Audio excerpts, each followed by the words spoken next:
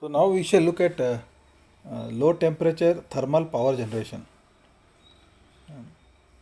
So basically what happens, we have seen in an earlier discussion that there is something called solar ponds, okay, where the sunlight comes, and in the solar pond in the bottom layer we will have salt, so that the solar energy is trapped in the bottommost layer, and that becomes hot, say around 60 to 70 degrees centigrade. Okay, so now the heat energy is in the bottom part, and thus what we do, we will take the heat from the bottom part, and then it will go to the heat exchanger, like boiler. Instead of boiler we will call it a heat exchanger, so that this 60 degrees 70 degrees heat is applied to that. And normally water will not boil at 60-70 degrees centigrade at the atmospheric pressure. So here instead of water we will use a low temperature organic Rankine cycle turbine.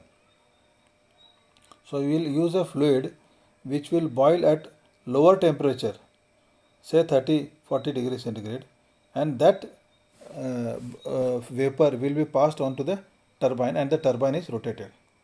Okay, so that is why it is known as low temperature organic Rankine cycle turbine.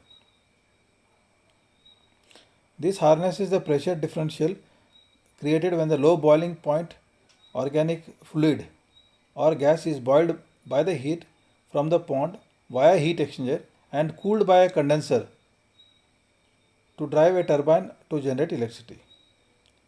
The conversion efficiency of this Rankine cycle, organic Rankine cycle, is around 5 to 8% only. Now you can see here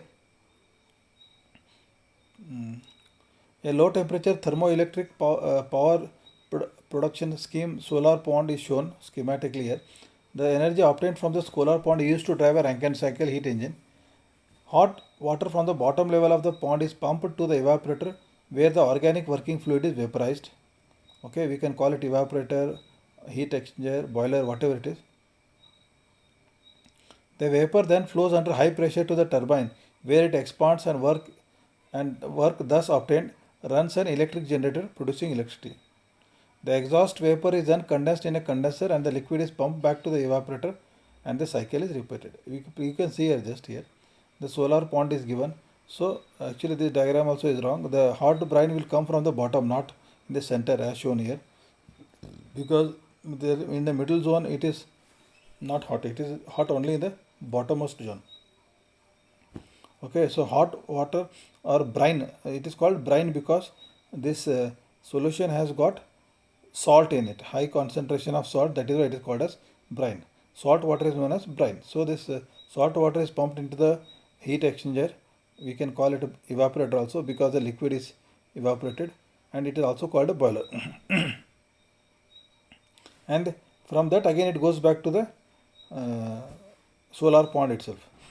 The hot brine is taken from the bottom part and sent back to the bottom part. There will be a pump for that. Now this organic liquid in the boiler will get evaporated and it will be expanded in a turbine. You can see it is coming in the low volume area and it is expanding. And after when it expands, the turbine rotates, and because the turbine rotates, the generator rotates and it produces electrical energy. The expanded vapor is sent to the condenser where it rejects heat. Okay, it rejects heat and gets converted into liquid, and that liquid is again pumped back to the boiler or evaporator. So this is called as organic Rankine cycle turbine, and this is solar pond electrical plant.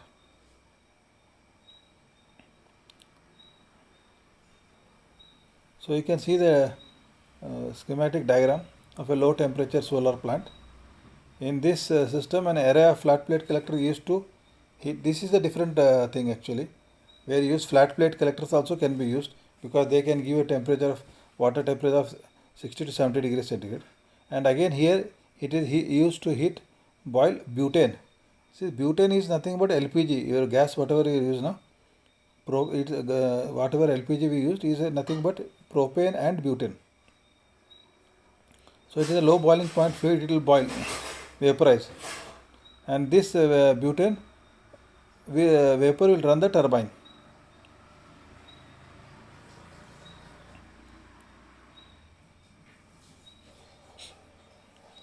So when the turbine is rotated, here in the earlier case we have seen that we produce electricity. The rotation of the turbine can also be used to operate a pump, water pump, for irrigation purpose. And again the vapor is condensed and pumped back to the system. So this is a closed cycle plant, actually closed cycle plant. Okay, so we have seen that solar pond electric power plant. Thank you.